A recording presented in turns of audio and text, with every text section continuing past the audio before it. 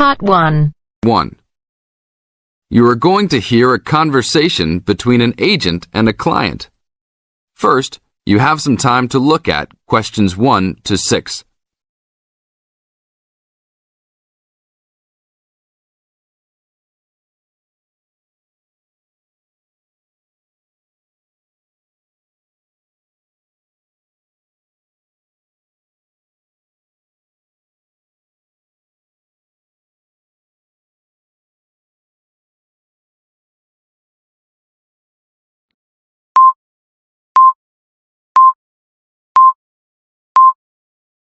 Now listen to the tape and answer the questions. 1 to 6.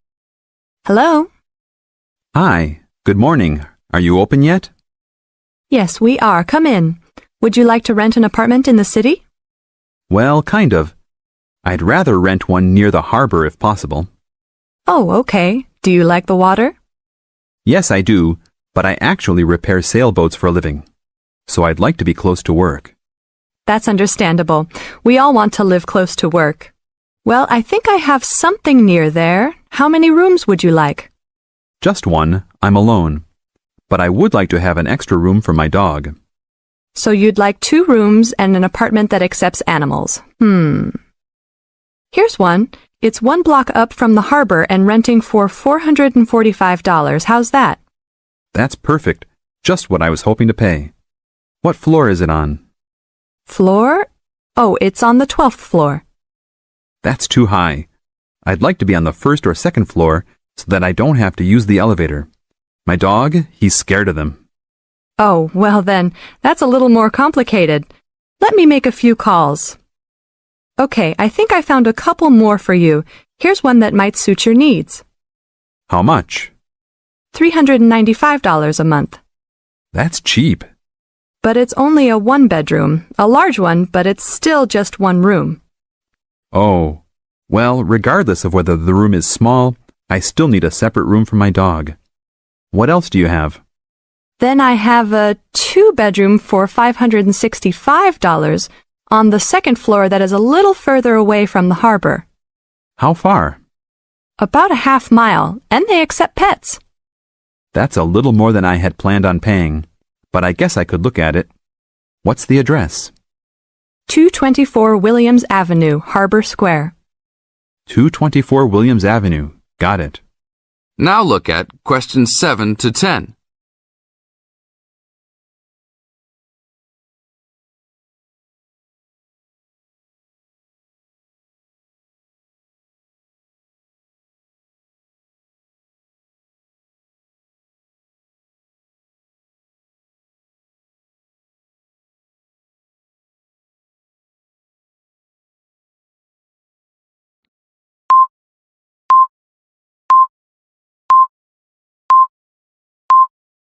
As the talk continues, answer questions 7 to 10. What else is included? Let's see, it has a washer and dryer, refrigerator and stove, a bed, dressers and shelves, and access to a swimming pool, game room, and gym. Ooh, I'll definitely take a look. Hi, how did you like it? It's great. I love the amenities, but the bed and furniture are awfully dirty. Can they replace those before I move in? Sure, that shouldn't be a problem. Anything else? Yeah, I didn't see anywhere to park my car. Is there a parking lot in the basement? Yes, there is. Would you like to rent a space? No, I'd like that to be included in the rent.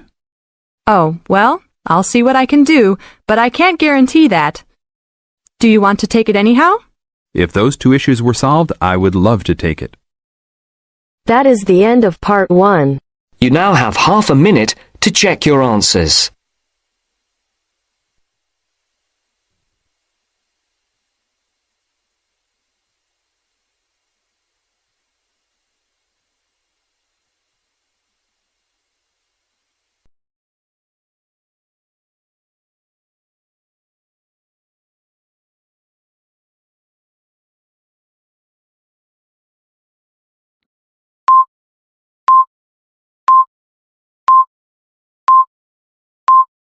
Now turns to Part 2.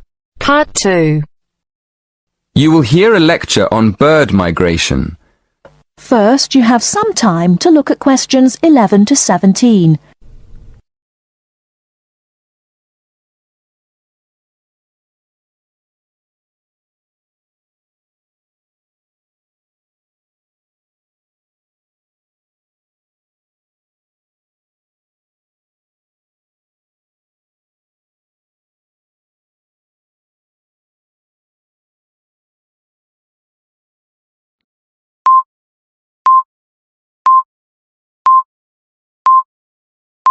Now, listen carefully and answer questions 11 to 17.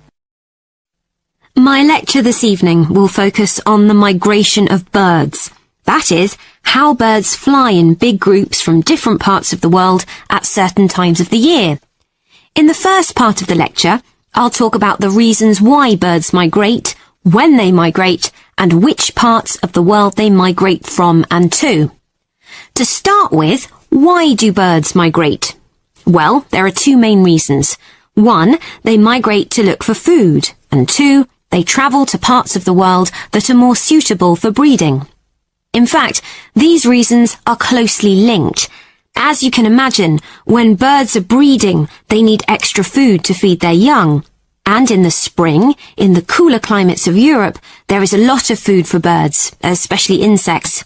So, generally, during the spring, birds fly up from the tropics, which are hot, to cooler climates in the north. They stay there for a few months to bring up their young. And then, when the weather in the north gets cold in the winter, they fly back to warmer climates in the south.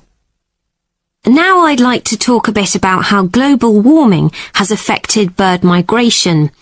One of the effects of global warming has been to make the spring come earlier in the northern regions of the world.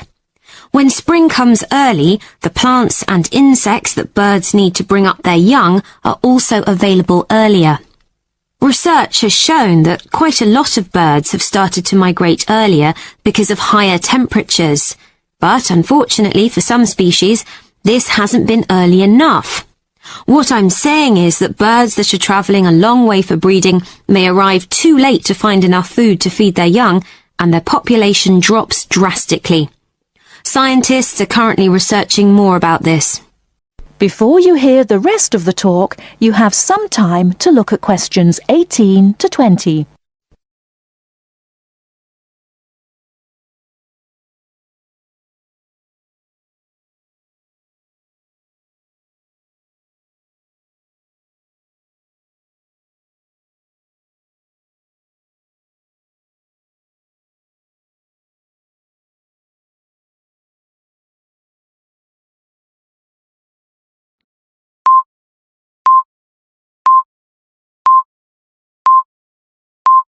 Now listen and answer questions 18 to 20. Now, I thought I'd finish by just briefly describing a few different patterns of migration. Migration varies with the type of bird and the area they come from. For example, one kind of migration is partial migration. This means that some birds in a particular species will migrate and others won't. It usually depends on how the weather affects food supplies, and very often happens in the tropics. In another migratory pattern, a bird called an Arctic tern migrates the whole length of the globe, from the North Pole to the south. The Arctic tern travels between 12 and 15,000 kilometers each way when it migrates in a complete circle around the world. It's quite amazing. Right, and lastly, I'd like to mention a pattern which isn't nearly as spectacular, but is very interesting. And this is the way many birds migrate across North America. In this pattern, the birds fly northwards in the west of the country and then back south again in the east. So, if you imagine it, they're actually migrating in a circular pattern, like the hands of a clock, not in a straight line, as we might think. That is the end of part 2. You now have half a minute to check your answers.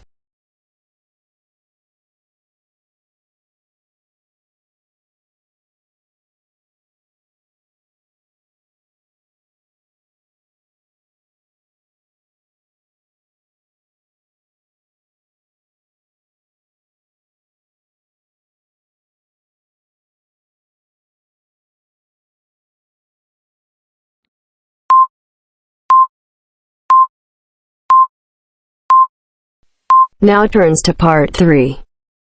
Part 3. You will hear a tutor and 2 students discussing the crop rice. First, you have some time to look at questions 21 to 24.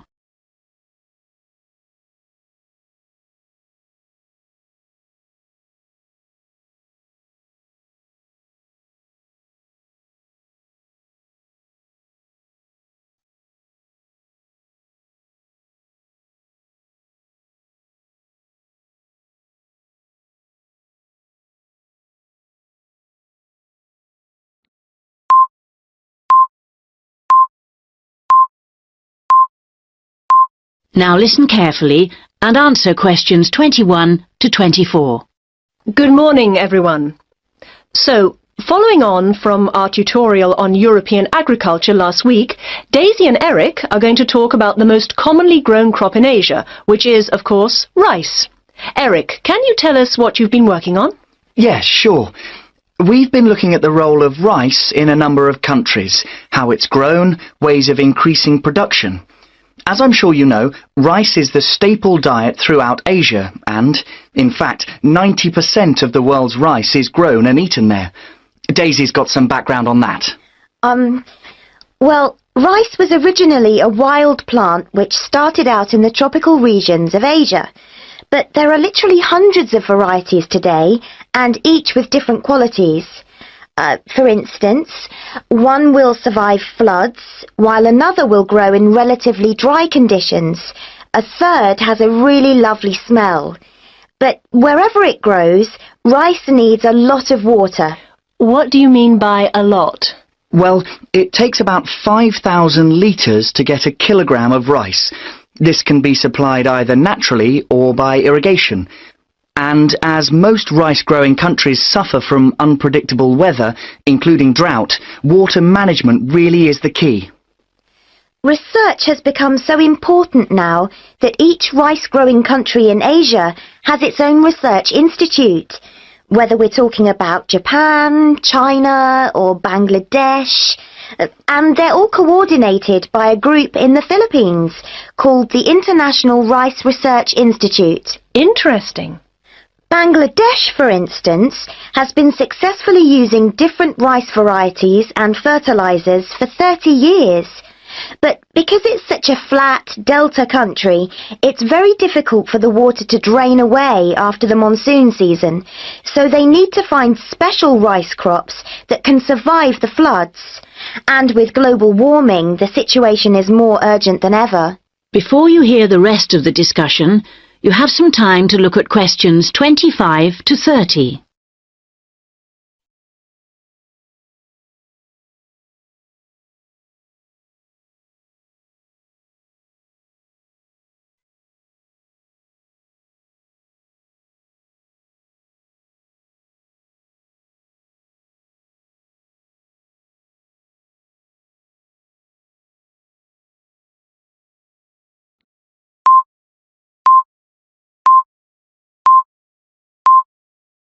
Now listen and answer questions 25 to 30. Now I'd like to move on to our comparative study. As you can imagine, China is the world's biggest rice-producing country. Collectively, the Chinese people probably eat more than 3 billion bowls of rice every day. Quite a statistic. And of course, rice plays an important cultural role too. We then compared China to Thailand. You know, even though Thailand only has about 64 million people, it's the world's #1 exporter of rice. Not China, as you might imagine. Is that so? Yes, they send their rice everywhere, in particular to Europe, as well as Africa and the Middle East. Apparently, the fact that jasmine rice is growing in popularity is one reason why Thailand's rice export industry is doing so well. People want something a bit different. And of course Thailand is well suited to rice growing. Good climatic conditions and lots of fresh water. Going back to China for a minute, we should mention that at the Rice Research Institute in Huangzhou, they're working on ways of improving rice yields using less water. By yields, you mean the amount they can grow? Yes, they're trying to find ways to get more rice from less land. improve the taste, but also have other things in it besides carbohydrates so that it's healthier, better for you. Good idea, considering it's the staple food. And then you've got Japan, which is totally self-sufficient when it comes to rice. This is basically because they have a high tariff on imported rice, so everyone buys the homegrown product, and they don't export much.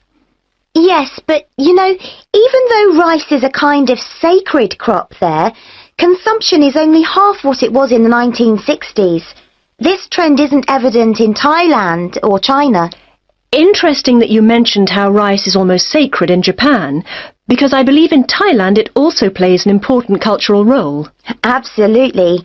They have the royal ploughing ceremony every year, which the king always attends, and he actually scatters a new stock of seed to the farmers, who pour into Bangkok for the event.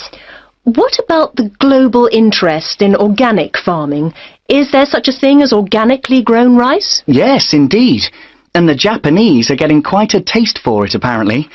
There's an experimental farm near the city of Akita in the Japanese rice belt, famous for its sake, by the way, which has pioneered organic rice production, and now it's sold all across the country.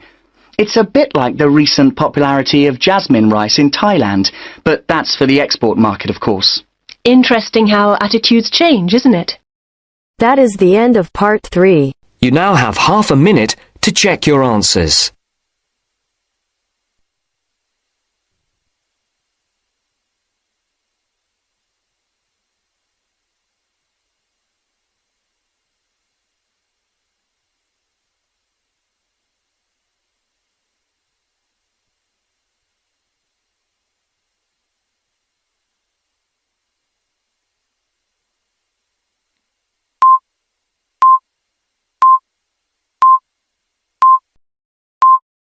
Now turns to part 4.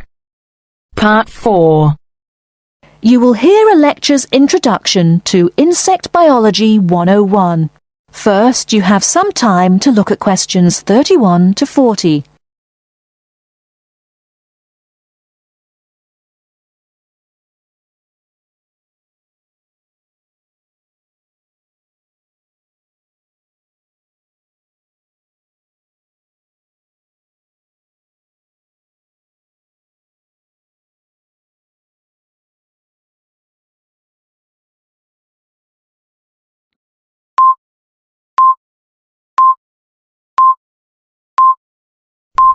Now, listen carefully and answer questions 31 to 40. Good afternoon and welcome to Insect Biology 101. I'd like to begin this course with a few remarks about good insects and bad ones. Bugs are all around us, and that's both a benefit and an annoyance, sometimes maybe even serious harm. First, let's talk about the good things that insects do for us. Probably the most important insect for humans, and maybe for all other life, is the bee. Bees help plants in the process of pollination, and thus are necessary to most flowers and fruit-producing trees. That is, they carry pollen from male flowers to female. If it weren't for bees, we'd have very few food plants and no fruit either. In fact, there would be no we. No less a thinker than Albert Einstein pointed out that, without bees, humanity would be dead within a year or less. We'd starve. It's that simple. That should maybe make us just a little humble. A little less dramatic is the fact that bees also make the honey we eat. Moreover, they produce beeswax, which is useful in candles and is also used as a first-rate furniture polish. Sure, these may not be vital to our lives, but they can serve as reminders of how important bees are. That's a point I keep coming back to in this course. Though, in all fairness, I should point out that butterflies aid in pollination as well as bees. Now, here in Michigan, what's the worst part of summer? Yep, that's right, mosquitoes. But I'm talking about helpful insects, right? So let's look at the dragonfly first. If there were no dragonflies, there would be even more mosquitoes. Dragonflies mainly eat mosquitoes and also a few other insects. Yes, that's right. They don't just fly around, and they also help to eliminate harmful insects. So the next time you see a dragonfly, don't you dare kill it.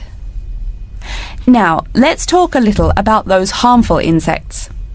Take the mosquitoes I just mentioned as an example. Not so many years ago, mosquitoes here in America weren't just annoying, some were even deadly. They carried malaria and yellow fever. My own ancestor, the Confederate General John Bell Hood, lived through the worst battles of Civil War, only to die at age 38 from yellow fever. A pest, not a bullet. Well, besides the mosquitoes, in summer there is also a kind of insect that never seems tired. Right, that is the fly. Before I go on talking, I must mention an African fly called the tsetse fly, which feeds on blood and can cause serious diseases in the people and animals that it bites. Besides, it is still a bearer of sleeping sickness, which affects around 300,000 people every year in Africa, and can be treated only with toxic drugs that are hard to administer. Worse still, the drugs sometimes don't work. Other insects, of course, destroy food crops. In China, for instance, locusts continue to be a danger to the harvest in some areas. Less important, but still annoying, moths eat people's clothes and dust mites slowly destroy carpets. Worse, but still in the home, termites or white ants eat wood, the wood of your house. If they are not stopped, they can eventually destroy the whole building. Usually they seriously damage a building before anyone even notices them. So, as we all know, insects can be a real trouble. So, what to do? You can go ahead and start killing harmful insects. In the early decades after the Communist Revolution in China, Chairman Mao encouraged the people to swat every fly they could see. Slogans on the walls of buildings called them little capitalists. But flies reproduce too quickly for this to be a long-term solution. For some decades in the West, to kill insects with chemicals seemed a good remedy. Unfortunately, chemicals can only be used in a limited area for a limited time. It's a small-scale solution. The insects come back. Worse still, some of the poisons used, like DDT, were found harmful to the environment. Many kinds of wildlife, like hawks, were harmed. And people in chemical-using rural areas have one of the highest rates of liver cancer in the world. It's no secret that chemicals remain harmful to humans. Like all species, insects adapt to their changing environments at an amazing rate. When a new chemical is introduced to their habitat, the insects that survive are generally the ones with some way of resisting the harmful effects. They then breed with the other survivors, and just like that, insects become resistant to most poison in a few generations. An insect generation, remember, is a couple of months at most. So again, we have to ask, what to do? Well, there are biological solutions. Some of these are pretty simple. One is destroying the insect's habitat. You take away their home or food. Cleaning your kitchen is the best way to prevent roaches. No garbage, no food. Getting rid of marshes and swamps eliminates mosquitoes. Other solutions might include bringing in dragonflies or bats in areas where mosquitoes are many. This is a cheaper alternative to chemicals. Biological methods like this also bring no extra pollution to the environment. But you have to be careful. If you change the environment too much, you might be hurting other forms of life accidentally. One recent method of controlling insect populations involves interrupting their breeding cycle. What does that mean? It means birth control for bugs. Insects are provided with food that makes them unable to reproduce. Since they can't have babies, the population disappears, or nearly so. And since no young are born, resistance is not a problem, with no young insects developing increased resistance. Interrupt the life cycle, eliminate the bug. It's clear that we must have an understanding of the life cycle of the insect. At least, that's the plan. We'll go into more detail as the course goes along. Now, I will stop here to see whether you have any questions or not. That is the end of part 4. You now have half a minute to check your answers.